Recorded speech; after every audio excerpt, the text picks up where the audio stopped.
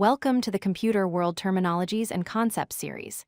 In this module, we will explore terminals and consoles, which are text-based interfaces that allow users to interact with computers using typed commands. A terminal is a software program that provides text-based access to operating system functionalities. Instead of clicking buttons and dragging items with a mouse, you type commands to tell your computer what to do. This approach is powerful, efficient, and widely used by developers, system administrators, and IT professionals. Let's clarify the distinction between a terminal and a console. A terminal is software that emulates a physical terminal interface.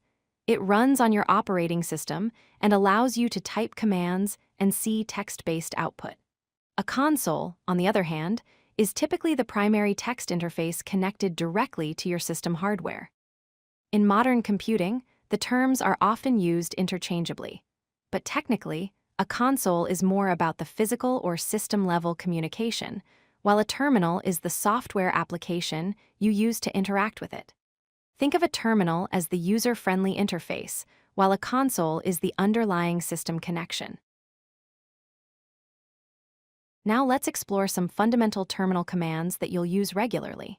The pwd command prints your working directory, showing you exactly where you are in the file system. The ls command lists the contents of your current folder, helping you see what files and directories exist. The cd command with a path allows you to change directories and navigate through your file system. mkdir lets you create new directories. The cat command displays the contents of a file on your screen. The cp command copies files from one location to another. The rm command removes or deletes files. And finally, grep allows you to search for specific text patterns within files. These commands form the foundation of terminal usage. Navigation is a crucial skill for terminal users. The cd command followed by a path takes you to a specific directory. When you type cd ... it moves you up one level to the parent directory. cd followed by a tilde takes you directly to your home directory. The pwd command is your reference point, showing your current location in the file system. The ls command lists what's in your current directory, and the find command followed by a file name helps you search for files throughout your system. Mastering these navigation commands allows you to move around the file system efficiently without getting lost. File management in the terminal involves creating, viewing, copying, and deleting files. The touch command creates an empty file instantly. The cat command displays the entire contents of a file in the terminal. The cp command copies a file from source to destination, preserving the original. The mv command moves a file from one location to another or renames it. The rm command permanently deletes a file, so use it carefully. The echo command outputs text, and when combined with special symbols, can append text to files. These file management commands give you complete control over your files and help you organize your data effectively. File permissions determine who can access files and what they can do with them. There are three types of permissions: read, which allows viewing file contents; write, which allows modifying files; and execute, which allows running programs or accessing directories. The chmod command changes these permissions. To grant read permission, type chmod plus r followed by the file name. To add write permission, use chmod plus w to add execute permission. Use chmod plus x. You can also use numeric mode where read equals 4, write equals 2, and execute equals 1. For example, chmod 755 grants full permissions to the owner and read execute to group and others. Understanding permissions is essential for security and file management. Managing users and groups is important for system administration and security. The useradd command creates a new user account on the system. The usertl command removes a user account. The passwd command sets or changes a user's password. The grouped command creates a new user group. The usermod command with -a flags adds a user to a specific group. The id command displays detailed information about a user, including their user ID, group ID, and group memberships. These commands allow administrators to control who has access to the system and organize users into groups for easier permission management.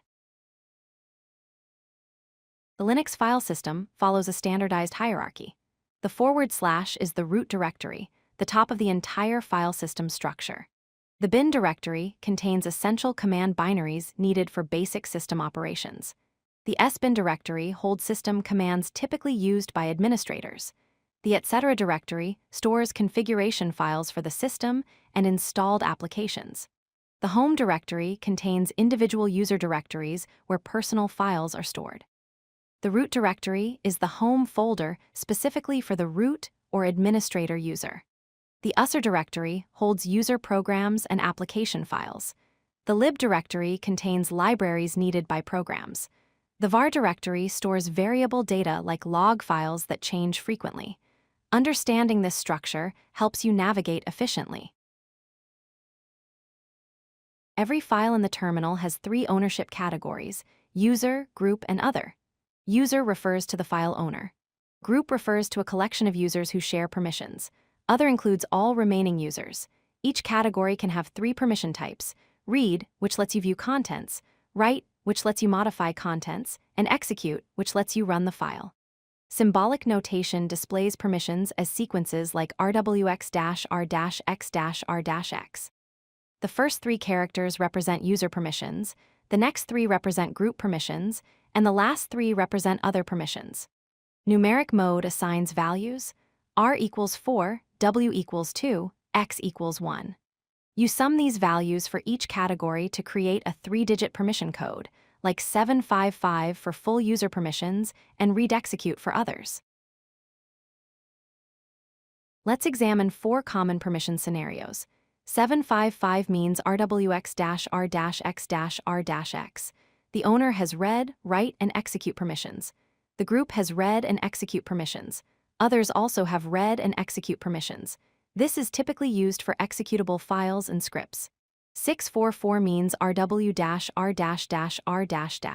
The owner can read and write. The group can only read. Others can only read. This is standard for regular document files.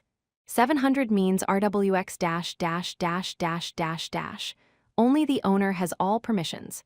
This is used for private files and sensitive data. 777 means rwx-.